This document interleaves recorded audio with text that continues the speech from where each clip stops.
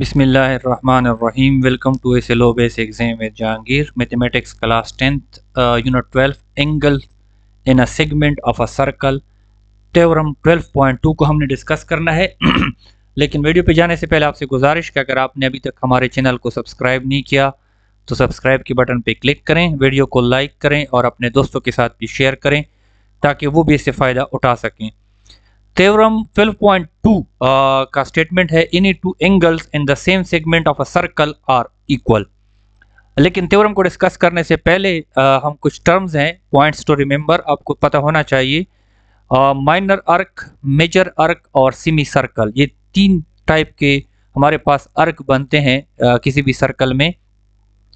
हमारे सर्कल में जो आर्क का जो एंगल है वो लेस देन 180 डिग्री हो उसको हम माइनर आर्क कहते हैं और उसको दो कैपिटल लेटर से रिप्रेजेंट करते हैं, जिस तरह हमारे पास इस डायग्राम में ए और सी हैं। तो ये जो वाइट पोर्शन है, ये जो आर्क बन रहा है इसमें, ये हमारे पास माइनर आर्क है।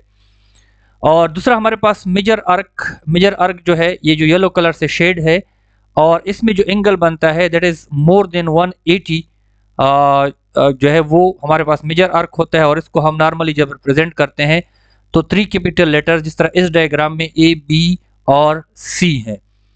सेमी सर्कल जो होता है वो बिल्कुल स्ट्रेट लाइन होती है जो कि सर्कल को दो हिस्सों में तकसीम करती है और उसमें जब भी हमारे पास सीधी लाइन होती है उस पर 180 डिग्री ही होता है, तो वो हमारे पास सेमी सर्कल होता है। इसके अलावा हमारे पास दो और चीज़ें भी समझने की पॉइंट्स हैं जो आपको पता होना चाहिए, सेंट्रल एंगल और सरकम एंगल। सेंट्रल का लफ्ज़ जो है सेंटर से निकला है और सरकम जो है सरकमफेरेंस से निकला है। हमारे सर्कल के सेंटर के साथ जो एंगल बनता है, जिस तरह यहाँ पे ओ पे बना है, इसको हम सेंट्रल एंगल कहते हैं। और किसी भी बाहर के पॉइंट पे जो एंगल बनता है उसको हम सरकमफेरेंस या सरकम एंगल कहते हैं और इसका दूसरा नाम इंस्क्राइब्ड एंगल भी है। तो ये पॉइंट समझना ज़रूरी है क्योंकि फिर जो है आप इस थ्योरम को समझ सकते हो।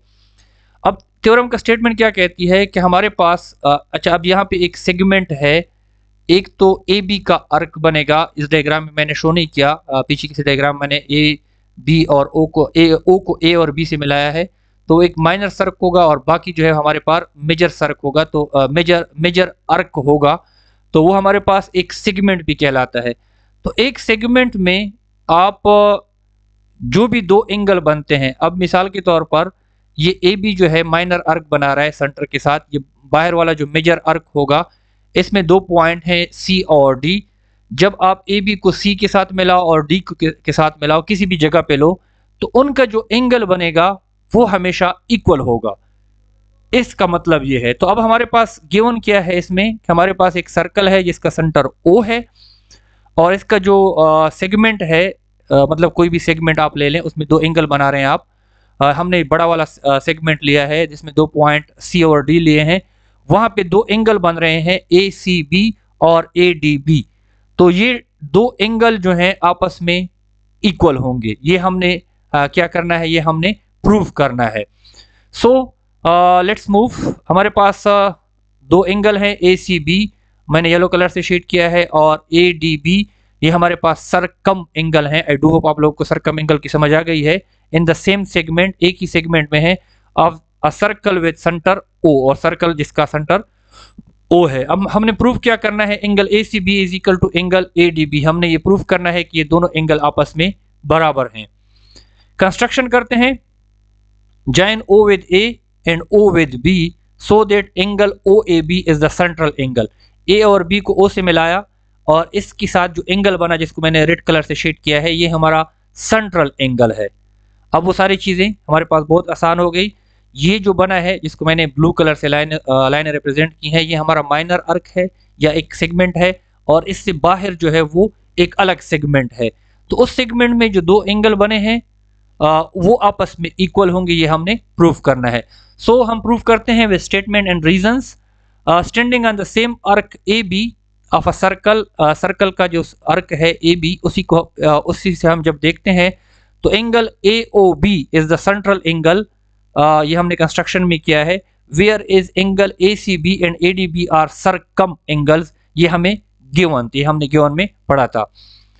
अब एंगल ए ओ बी जो है that is equal to 2 into angle A C B, ये हमारा इक्वेशन 1 है। ये हमने थ्योरम 12.1 में प्रूफ किया था, वो वीडियो हमारे चैनल पे अपलोड हो चुकी है। अगर आप देखना चाहते हैं तो वो आप देख सकते हैं कि हमारा जो सरकम एंगल होता है वो सरकम एंगल के डबल के बराबर होता है। तो ये हमारे पास वही बात हो गई। और angle A O D sorry A O B is equal to 2 into A D B, मतलब इस एंगल के डबल के बराबर है। तो ये भी हमारे पास थ्योरम 12.1 के मुताबिक है कि ये सेंट्रल एंगल जो है वो सरकम के डबल के बराबर है, तो मल्टीप्लाई बाई 2 हमने लिखा हुआ है। ये हमारा हो गया इक्वेशन 2। अच्छा, अब दोनों जो हैं हमारे पास इक्वेशन 1 में हमने कहा कि ए ओ बी जो है 2 इंटू ए सी बी के बराबर है, और इक्वेशन 2 में हमने कहा कि ए ओ बी जो है 2 इंटू ए डी बी के बराबर है। तो इसका मतलब है दोनों ए ओ बी के बराबर है, तो दोनों आपस में भी बराबर है। 2 into A C B is equal to 2 into A D B using equation 1 and 2। Equation 1 और 2 के इस्तेमाल करते हुए हमारे पास ये आ गया। अब दोनों का डबल बराबर है तो दोनों सिंगल भी बराबर होंगे, hence angle A C B is equal to angle A D B. So इस तरह हमने प्रूव कर लिया कि एंगल ए सी बी जो है वो एंगल ए डी बी के बराबर है। आई डू होप आपको समझ आ गई होगी, क्योंकि बहुत इजी थ्योरम है। अगर फिर भी आपको कोई मसला है, you may ask in comments. Thanks for watching, but don't forget to subscribe our channel and share with others for their educational help.